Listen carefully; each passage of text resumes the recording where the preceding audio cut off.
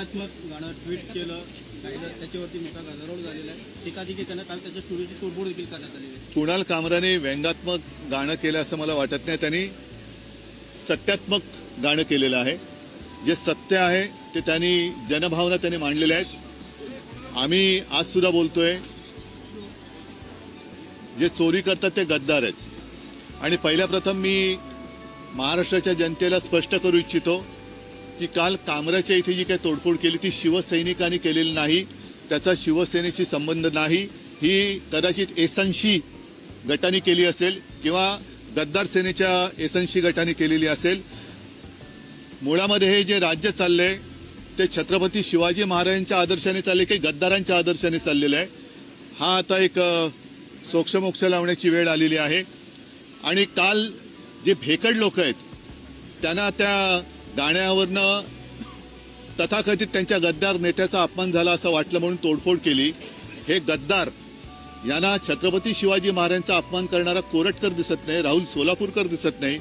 कोश्यारीने अपमान केला होता तेव्हा कोश्यारींचा निषेध करण्याचा यांचा धाडस नाही. हे भेकड लोक आहेत आणि गद्दारच आहेत.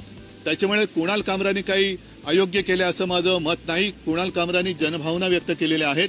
आणि मुख्यमंत्री महोदयांना मी सांगू इच्छितो की न्याय सगळ्यांना सारखा पाहिजे. नागपूरच्या दंगलीमध्ये ज्यांचं नुकसान झाले त्यांना नुकसान भरपाई तुम्ही देणार आहात. तसंच कुणाल कामराच्या स्टुडिओची किंवा तिथे जिथे त्यांनी जो कार्यक्रम केला त्या जागेचं ज्यांनी नुकसान केलं त्याची नुकसान भरपाई त्यांना दिली गेली पाहिजे. आणि हे जे भामटे भेकड गद्दार लोक आहेत ज्यांनी काल ही तोडफोड, ज्यांना छत्रपती शिवाजी महाराजांचा अपमान केलेला चालतो मात्र गद्दाराचा अपमान चालत नाही, त्यांच्याकडनं दामदुपटीने वसूल करावी. अभिव्यक्ती स्वातंत्र्यावरचा हल्ला आहे का? अभिव्यक्ती वगैरे सत्य बोलणं हा अभिव्यक्ती स्वातंत्र्याचा हल्ला होऊ शकत नाही. हे सत्य आहे आणि आम्ही तर उघड बोलतोय की हे गद्दार आहेत. त्याच्यामुळे हा अभिव्यक्ती स्वातंत्र्य आलं कुठे ह्याच्यात? आणि अभिव्यक्ती स्वातंत्र्य हे गद्दारांच्या बाबतीत कसं काय तुम्ही म्हणता? गद्दारांचं काय? जिथे त्यांनी उघड चोरी केली, सगळं केलेलं आहे, त्याच्यामध्ये मुख्यमंत्री किंवा पोलिसांचा दरारा कमी करण्याचं काम हे चाललेलं आहे. मुख्यमंत्री आणि गृहमंत्री यांचं काही या राज्यात चालत नाही. आम्ही वाटेल ते करू शकतो असं दाखवण्याचा हा जो प्रयत्न आहे तो वेळीच चिरडून टाकला पाहिजे.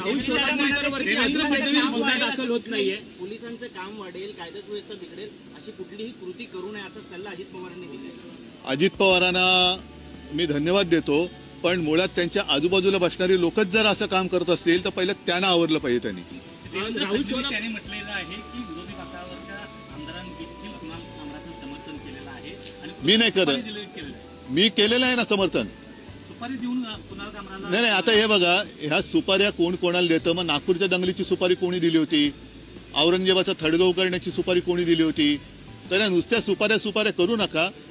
राज्याची वाट लागत चाललेली आहे. आणि गद्दारांचं उदात्तीकरण जर फडणवीसांना मान्य असेल तर मला असं वाटतं देव सुद्धा त्यांना वाचू शकेल की नाही. त्यांचं पद हे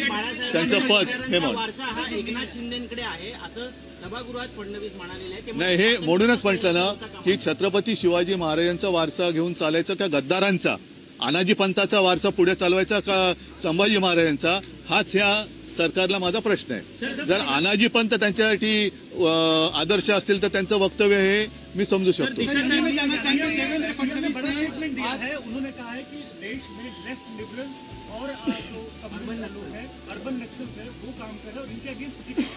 फिर आप गृहमंत्री हो ना, डबल इंजन चल रही है ना सरकार.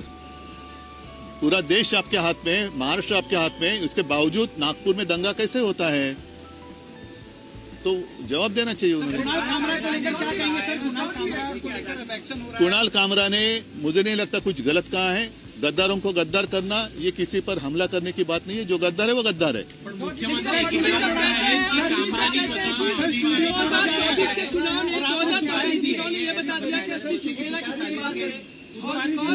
वो छोड़ो, वो नहीं, वो पूरा गाना आप सुन लो, चाहिए तो आपके पास होगा तो बजा कर दिखाओ. उसी गाने का जो अर्थ है वही तो है.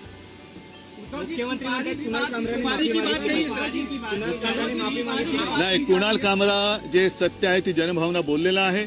आणि असं जर असेल तर तुम्ही सांगा की जो कोणी सत्य बोलेल, सत्यमेव जयते खोडून टाका आणि गद्दारमेव जयते लावा. गद्दारी की बात कर रहे हैं। अभी शिवसेना के नेता सदन में हंगामा किए, बाहर नहीं, इस हमले से शिवसेना का कोई संबंध नहीं। ये गद्दार सेना ने किया है, इसका कोई शिवसेना से लेना देना नहीं है। जिसके खून में गद्दारी आहे वो शिवसैनिक होई नाही सकता। गद्दारांचं उदात्तीकरण करणारा आणि शिवरायाचा अपमान झाला असताना गप्प बसेल हा शिवसैनिक असू शकत नाही। ठीक है, नहीं उनकी बात उनकी बात है, वो उनके पास, क्योंकि उनको अभी उनके अगर वो गोद में बैठी है तो उनको संभालने के अलावा और क्या करना चाहिए। कार्रवाई जो हो रही है, नागपुर में बुलडोजर एक्शन हो रहा है कि आरोपियों पर बुलडोजर की कार्रवाई नहीं, हर जगह एक ही नहीं अपना। फिर जिसने दंगा भड़काया उनके ऊपर कार्रवाई क्या करेंगे आप? पूरी जांच करो और जो भी है उसमें गुनेगार करो। बघा, मला असं वाटतं की एकूणच याच्या बाबतीत जे कोणी आपल्यात खरोखर इतिहास तज्ञ राहिले असतील त्यांची मदत घ्यायला पाहिजे। पण जर वाघ्या कुत्र्याची समाधी हा एक वेगळा भाग आहे, पण या राज्यातलं इमान हे उखडून टाकले गेले हे दिसतंय। धन्यवाद।